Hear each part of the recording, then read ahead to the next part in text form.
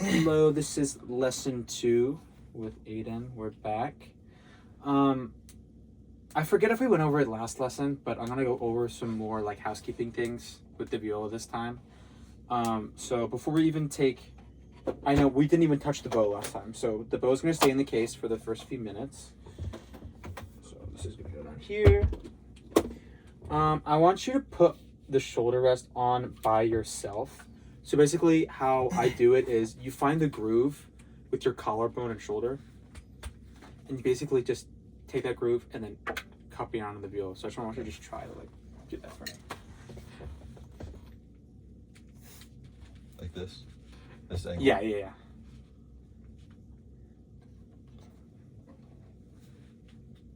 Perfect.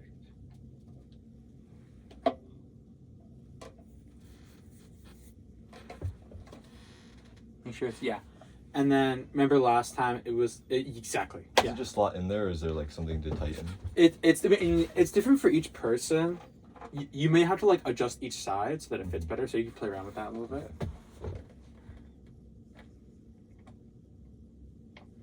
Cool. Alright, that should be good. How's that? Is that Yeah. better? Okay, cool. Now, next thing, I remember last lesson, I tuned the instrument for you, but this time, I'm gonna have you do it by yourself. So, remember the pizzicato technique was put the thumb on the fretboard, and then just... So those are all the notes. This isn't on. Oh no. Does this just not work? Okay, I'll play it on my phone. It's okay. So you just take this. Get in playing position. Get ready to pizzicato. And so there are two different ways to tune. There are these pegs up here, which I don't know if you've like ever like played a guitar, but like it's kind of like, it's similar to that. Mm-hmm. These people don't really ever touch unless the change in pitch is very like drastic. But what we're going to be using right now are these are called fine tuners. Mm-hmm. It's going to be kind of hard to do it. Most people like hold with their left and then come around and then tune here. With their right or with their left? You like play here and then tune like Yeah, play like that. So if you want, I'm going to play. Is it pretty like turn a little bit? And it's not super that's not as sensitive. These are incredibly sensitive. Mm-hmm. Like these are like pushed in there. So if you I remember like the first time like I did it, I like touched it a little bit and like the string like almost came completely loose, and I was like, did I break it? Mm-hmm. But she was like, no. So from highest string to lowest string, it's going to be A.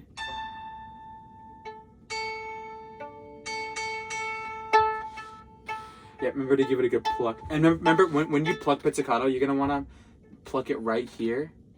Yeah, in the middle, between the... the depth perception is such a weird aspect. Yeah, it is kind of weird because it's all long ways. Mm-hmm. So it's a little bit flat. Yeah. That's going flatter.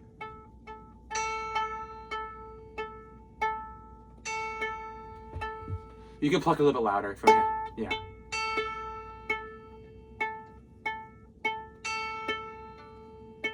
Perfect. Yeah. Then we can find the string below that is D. A little bit flat again. Yeah. That sounds pretty good. Yeah. Then we're gonna go G. Flat again. Yeah.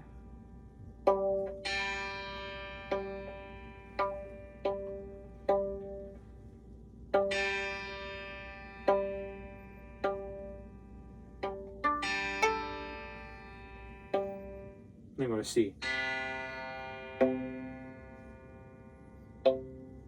Yeah.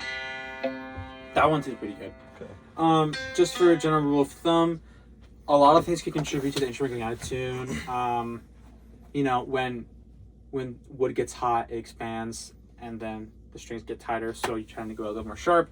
And when it gets cold, when it gets hotter, it loosens and the strings get a little bit like the pitch goes flat, and when it gets cold, it gets tighter. and the strings go a little more sharp. So that's how you do that. The pegs, I'm not gonna worry about that right now. But get in playing position.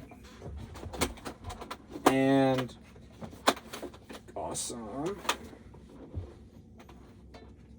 Actually, I lied. Put the violin down. So actually, give it to me.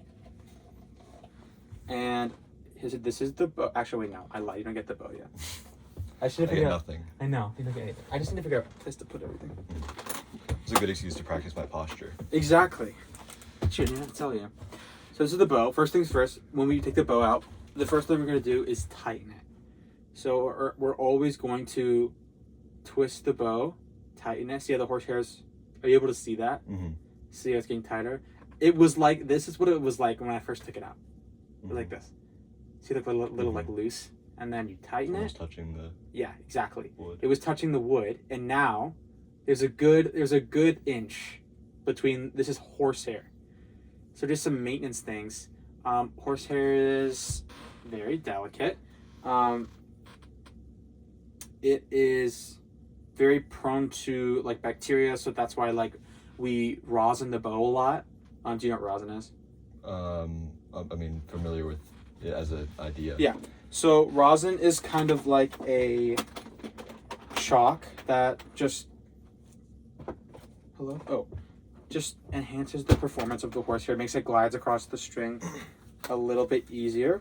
Mine is unfortunately very cracked, but it'll still.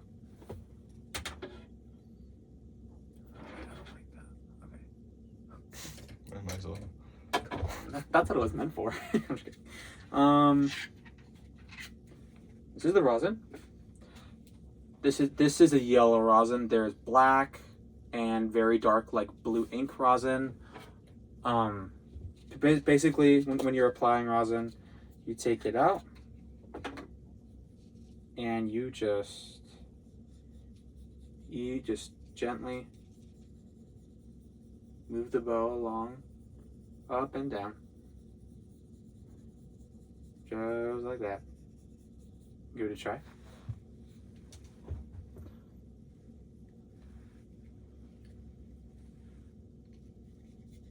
Yeah, don't go too harsh, but just like easy. Yeah, perfect.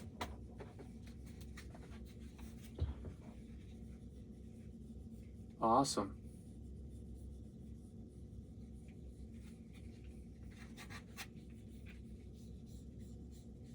Cool.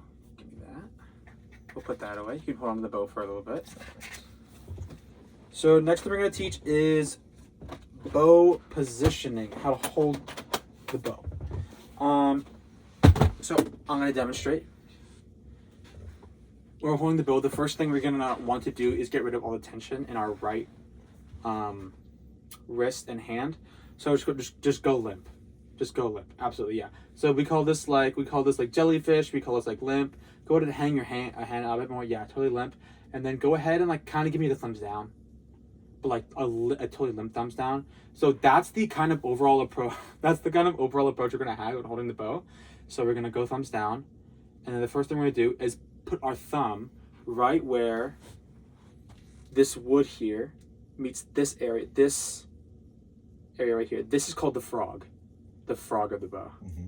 Okay. So we're gonna take our thumb and put it where the wood meets the frog.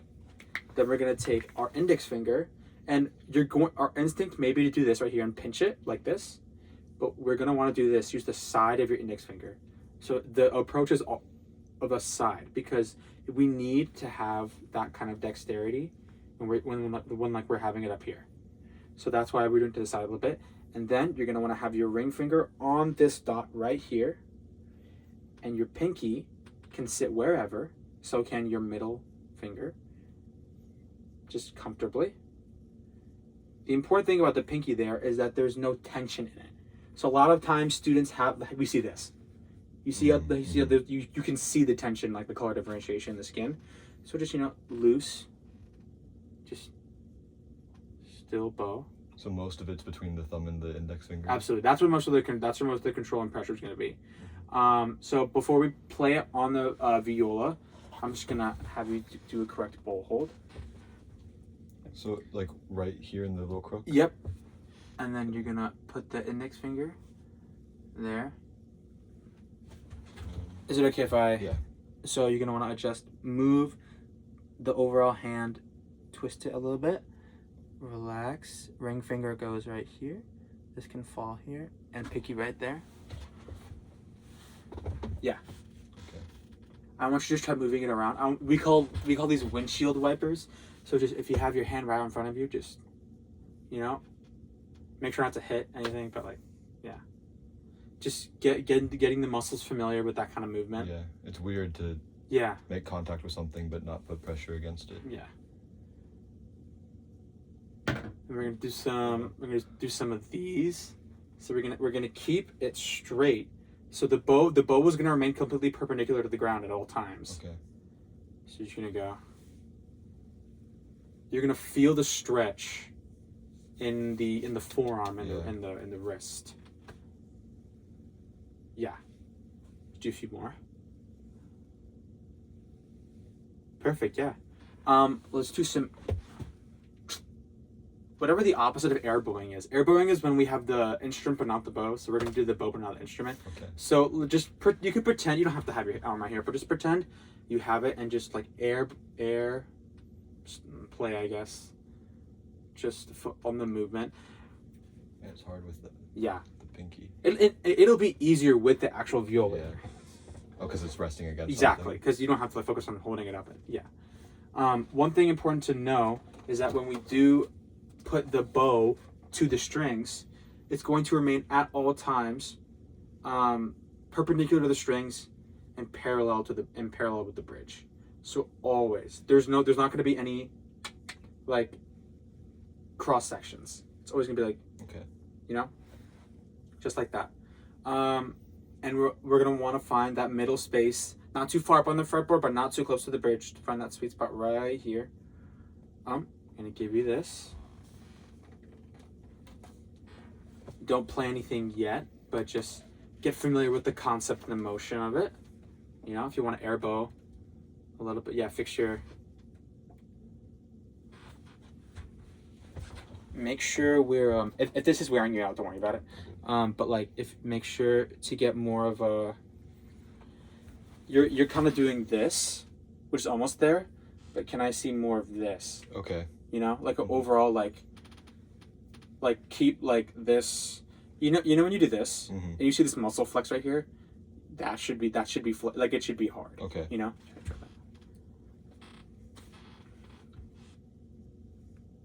Yeah, kind of like a tuck thing. Interesting. Yeah. How's that feel? It may feel a little awkward at first. Makes more sense. Yeah. So, the piano doesn't work. Do you remember which one is your D string? Yeah. So just start at the bottom of the base of the frog, or of the bow at the frog, and just give me one long stride.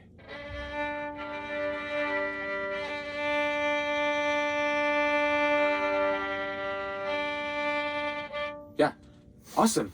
So, but like you're gonna make sound, you know. Sometimes it's hard because sometimes students don't put enough pressure. Sometimes they put too much and they get the squeaking sound. And a lot of problem that people run into is playing two strings at the same time. So it's hard. Like they're closer together than you think sometimes, especially when you are not pizzicatoing.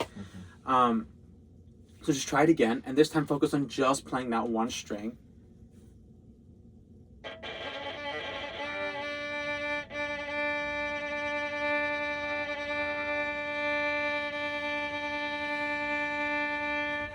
Yeah. So this time, put a little bit more pressure into it. Not like too much, but just like you can lean into it. So, I mean, like it's just like, I guess like physics. You don't have to apply as much pressure at the bottom of the bow, but the longer you go, you have to. So like when you get the tip of the bow, that's when you have to sort of torque. Exactly. I don't know if that's torque. I don't know what torque is. I forget. Force times radius. Exactly. Okay. Yeah. So then it is. Okay.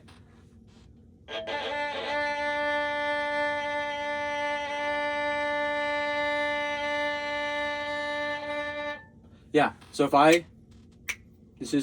we're in 4. Can you just give me 2 bars, 2 whole note Ds? Can you go down and back up, up? Can you do that? Ready? 1, 2, 3, 4. Down. But this time, can you, in that entire 4 beats, can you use the entirety of the bow? Yeah, exactly. Ready? Ready? 1, 2, 3, 4. Down. Use the whole. Yeah. Do it again.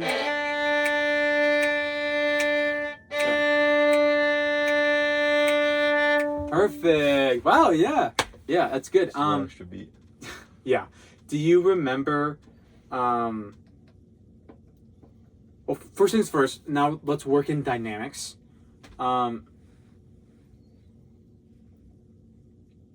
Actually, we'll worry about dynamics later. The main objective of this lesson, basically, what I want you to do is, do you remember the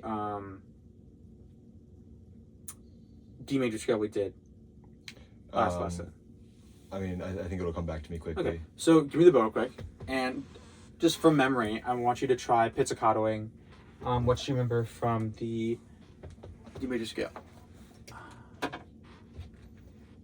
So it's an open? Yeah.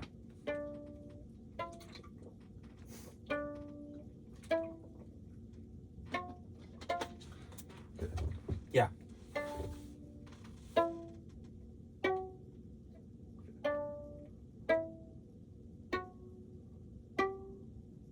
Next string. Yeah. Same pattern. You break down.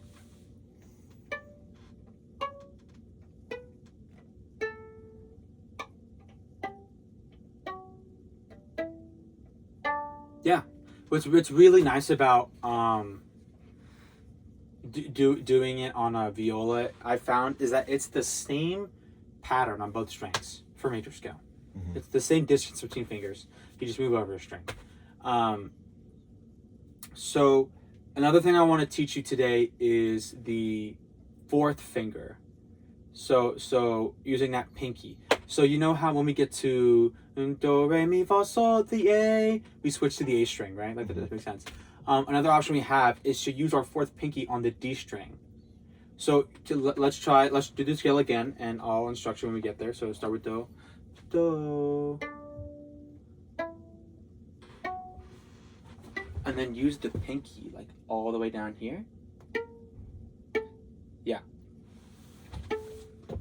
Can you go? And then, but can you start do, re, mi, fa, sol, fa, mi, re, do, just a 5-note scale, just using that pinky.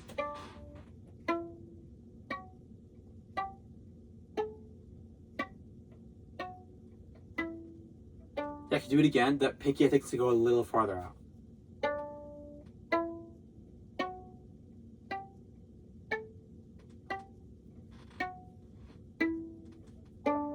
Perfect. Yeah, that's great. Now, can you do the entire scale again? But this time, switch strings. Don't use 4th finger. Don't use 4th finger pinky.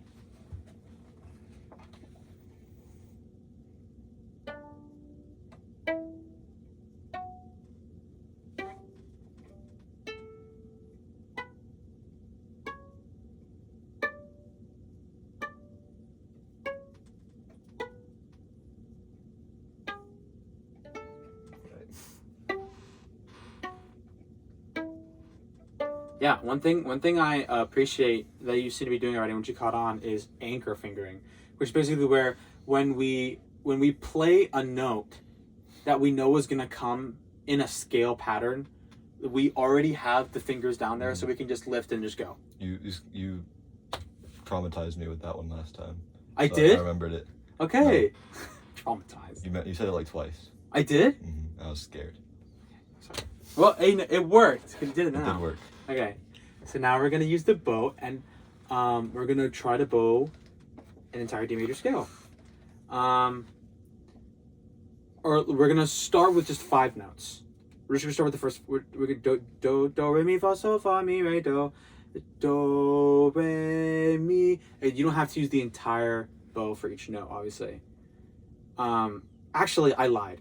Can we? I do. Yeah, because we're gonna do whole notes. We're not gonna do quarter notes. So it's gonna be do re mi fa sol fa mi re do. You want the pinky? Do it with the pinky. Yes. Okay. There you go. Remember our bow hold. Yeah.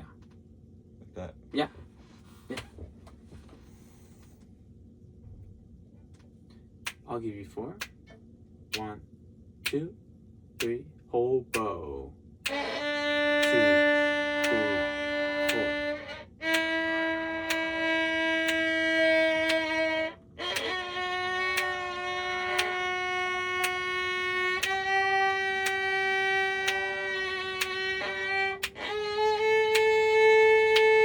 Pull it down.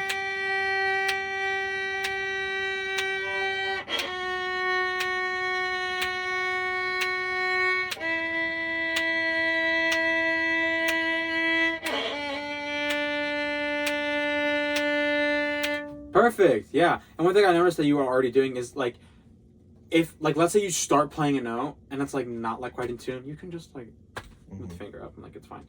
With the finger up. Yeah. Yeah.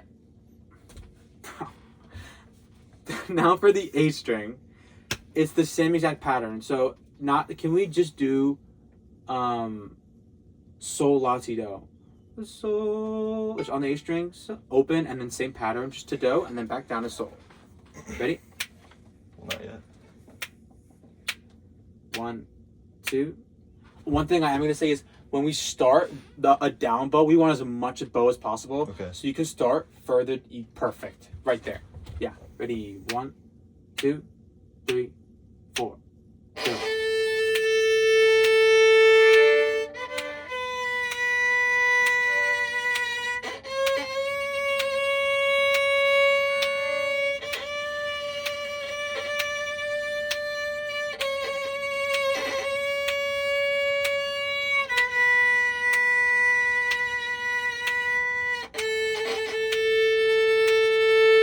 Perfect, yeah.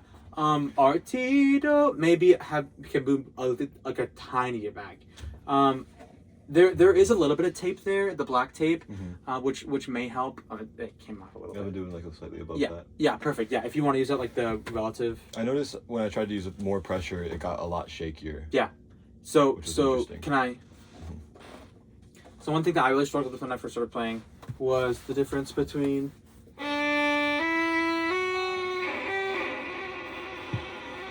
You hear that? As opposed to.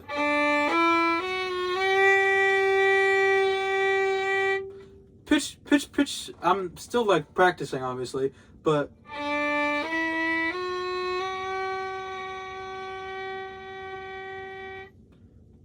You see how I'm doing this. Watch the bow like geographically on the strings.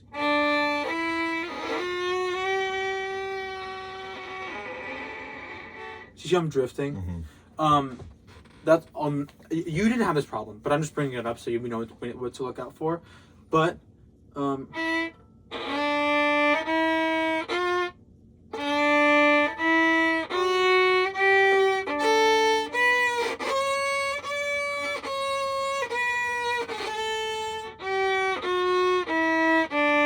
one thing I do want to say is that when we switch from D to A, we want to make sure that on a plane can differ, especially because A is like one of an outer string. Not playing like this, but like a very like incline.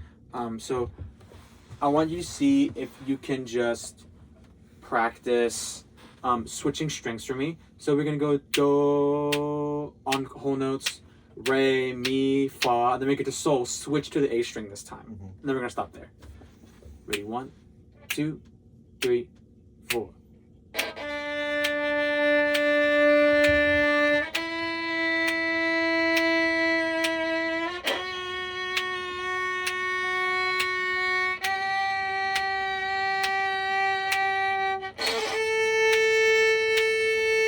Yeah. Yeah, that's great. Can you try it again? But this time, can you do half notes? Okay. Ready? 1, 2, half notes, and 1.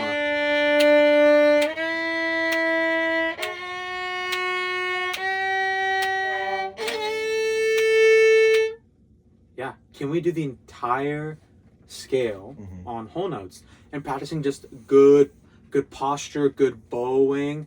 Can we do like can you just hold the bow up like you're about to start from the bottom of the bow, like you're about to like do like a super strong down bow? Yeah. You can bend this a little bit more. Yeah, like that. Like almost like you're like, I don't know, this whatever this motion is to you, if that means something. Like, I don't know. Yeah, exactly. The wrist, because do you see like the I'm not a loose person. No, sure. I mean, like it's hard. Like it took me a while, but let's start. Whole scale on whole notes. No pinky. A string. Ready? 1, 2, 3, 4.